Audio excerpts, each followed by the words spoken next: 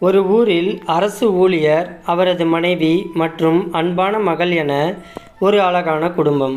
பெரிய கல்லூரியில் இடம் கிடைத்து அந்த கல்லூரியை அணுகிய மாணவிக்கு அவர்கள் உடனே கட்டச் சொன்ன அனுமதி தொகையை கேட்டபோது, அவ்வளவு பணத்திற்கு எங்கே போவது? தந்தை அரசாங்கத்தில் உயர்ந்த அதிகாரத்தில் பணியாற்றிய போதும் மிக நேர்மையானவர். அவருக்கு கீழ் உள்ளவர்கள் கூட பெரிய வீடு, வாகனம் என்று ஆடம்பரமாய் வாழ, இவர்கள் குடும்பம் மட்டும் சாதாரண வாழ்க்கை வாழ்ந்தார்கள்.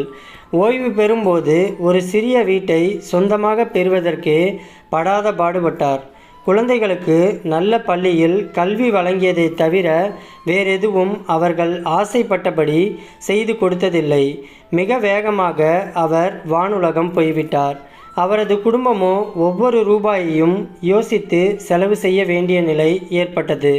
அதனால் அவர்களுக்கு சிறு பிள்ளையாய் இருக்கும்போதே அப்பாவின் மீது ஒரு விதமான கோபம் மட்டுமே இருந்தது.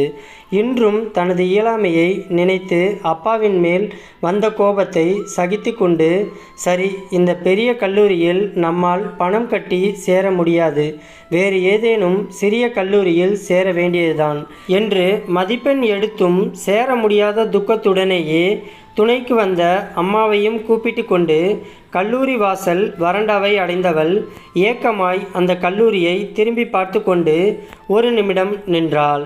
யாரோ தனது தந்தையின் பெயரை சொல்லி, "நீ அவரது மகள்தானேம்மா?"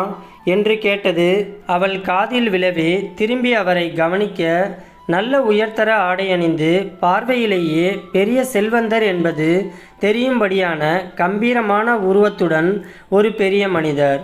அவர் வந்த உயர் ரக வாகனம் வாசல் வரை அனுமதிக்கப்பட்டு அவர் இறங்கியதும் திரும்பி ஒரு ஓரத்தில் சென்று நின்றது. அந்த மாணவி சுதாரித்து, "ஆமாம் சார்" என்று சொல்லும் முன்னே, "எனக்கு உன் தந்தையை நன்கு தெரியுமா? இந்த ஊருக்கு வந்து கையில் இருந்த பணத்தையெல்லாம் போட்டு முதலில் ஒரு சிறு தொழிலை துவங்கியிருந்த போது அரசு அனுமதி பெறுவதற்காய் மிகவும் சிரமப்பட்டேன். அதிகாரிகளால் பணத்திற்காய் அலக்களிக்கப்பட்டேன். உனது தந்தைதான் அதற்காக அனுமதியை ஒரு பைசா கூட எனக்கு செலவு வைக்காமல் வழங்கினார். அதன் பின் மெல்ல வளர்ந்து பல நிறுவனங்களை துவங்கி இன்று நகரின் ஒரு முக்கியமான ஆளாகிவிட்டேன். அதற்கிடையிலும் ஒரு முறை அலுவலக வேலை காரணமாக உன் தந்தையை பார்த்ததுண்டு. அவரது உதவிக்காக நான் நன்றாக இருக்கிறேன். எனது மன திருப்திக்காக இதை வைத்து கொள்ளுங்கள் என்று எது கொடுத்தாலும் கூட சிரித்தபடியே ஒதுக்கி விடுவார். எவ்வளவு நேர்மையான மனிதர்! உன்னையும் தாயாரையும் பார்த்ததில் மிக்க மகிழ்ச்சி அம்மா" என்று கூறியவர், "கல்லூரியில் சேர வந்தீர்களா? எந்த பிரிவில் சேர்ந்திருக்கிறீர்கள்?" என்று கேட்டார். அதற்கு மாணவி தடுமாறியபடி, "ஆமாம் சார், இந்த பிரிவில்தான் சேர வந்தேன்" என்று கூறியவள், பணம் இல்லாததை கூற மனதின்றி, "எல்லாம் சரியாகிவிட்டது, இன்னொரு நாள் வந்துதான் பணம் கட்டி சேர வேண்டும்" என்று கூறினாள். அவரோ, "எனக்காக கொஞ்ச நேரம் இங்கேயே பொறுத்திருங்கள் அம்மா, நான் உள்ளே போய் முதல்வரை பார்த்துவிட்டு உடனே வருகிறேன்" என்று கூறியபடி சொன்னார். பதிலுக்கு காத்திருக்காமல் உள்ளே போய்விட்டார்.